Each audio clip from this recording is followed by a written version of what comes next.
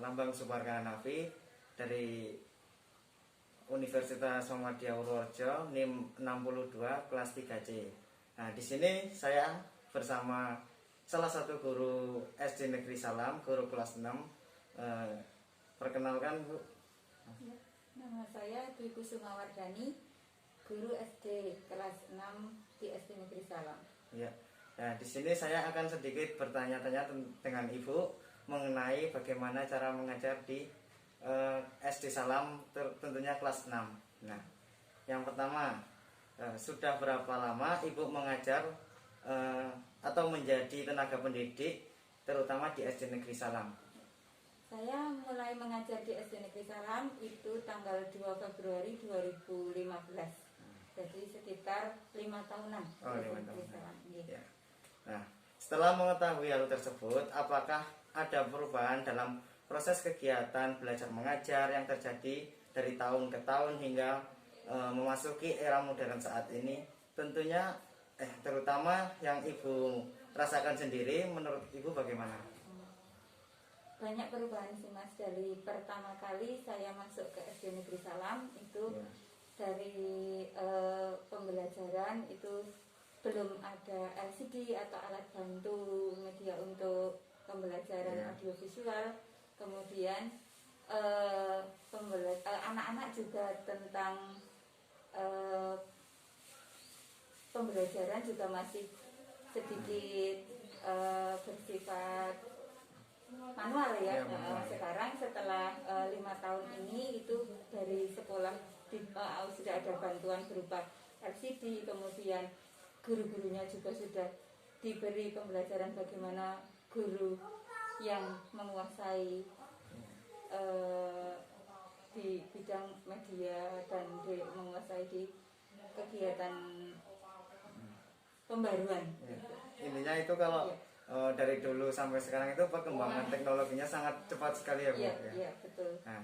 Nah, jika ada perubahan seperti itu, baik di dalam penyampaian materi maupun metode yang digunakan dalam kegiatan belajar mengajar, apakah hal tersebut perlu mendapat perhatian khusus atau tidak?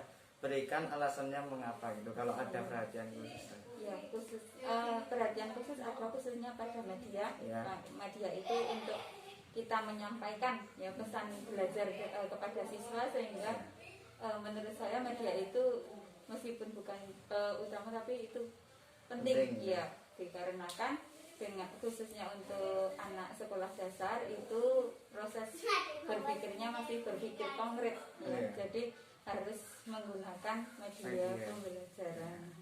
Nah, Ibu sendiri di dalam setiap menyampaikan materi apakah perlu menggunakan media dalam pembelajaran atau tidak? Ya, setiap materi itu kita harus menggunakan media pembelajaran dan dari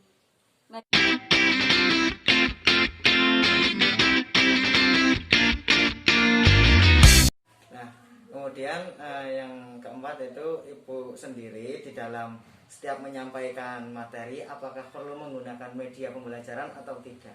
Ya, perlu sekali, Mas, untuk media pembelajaran karena itu adalah salah satu sarana untuk memperjelas dan mempercepat penyampaian pesan belajar kepada siswa, sehingga siswa itu tidak hanya tahu tetapi paham dalam pelajaran yang kita ajarkan. Nah, kira-kira di dalam mata pelajaran IPA tentang rangkaian listrik paralel, apakah ada kendala atau kesulitan di dalam penyampaian materi tersebut atau tidak? Kalau ada, coba jelaskan. Kendala yang pertama itu untuk menyampaikan materi, khususnya materi rangkaian paralel dan rangkaian seri, itu terkait untuk anak-anak SD itu belum begitu paham tentang peralatan listrik, khususnya anak perempuan. Seperti itu kendalanya. Kemudian yang kedua, untuk peralatan, karena kita tinggalnya di daerah desa, itu untuk mencari peralatan itu lumayan jauh, harus ke kota. Jadi kalau saya praktek untuk membuat rangkaian itu harus 1 minggu sebelumnya, karena untuk mempersiapkan peralatan-peralatan yang biasanya dibeli di kota. Seperti itu. Mengetahui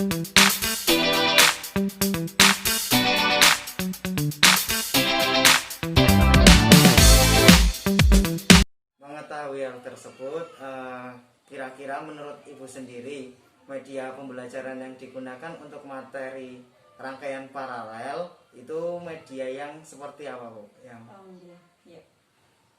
Yang sudah saya lakukan dari setiap tahunnya itu pertama saya menyampaikan medianya yang pertama adalah visual, memperlihatkan gambar-gambar alat-alat listrik terlebih dahulu, kemudian memperlihatkan gambar rangkaian listrik seri dan paralel secara sederhana.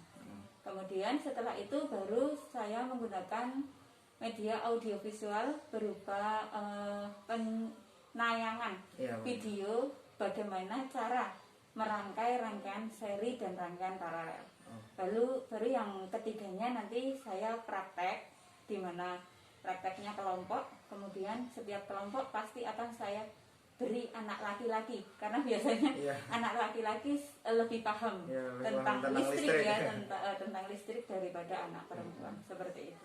Berarti Ibu dalam menyampaikan ke siswa mengenai materi paralel pada rangkaian paralel pada listrik biasanya menggunakan 3 media tadi ya, Bu. Yang pertama itu secara visual diperlihatkan, kemudian audiovisual dengan ditayangkan video, ada gambar, kemudian ada suara gitu mengenai materi rangkaian listrik paralel. Kemudian yang ketiga dilakukannya praktek. Nah, yang ketiga itu dilakukan praktek membuat rangkaian paralel secara berkelompok. Ya, terima kasih Bu atas waktunya. Mohon maaf jika membantu. Nah, terima kasih. Wassalamualaikum warahmatullahi wabarakatuh. Waalaikumsalam warahmatullahi wabarakatuh.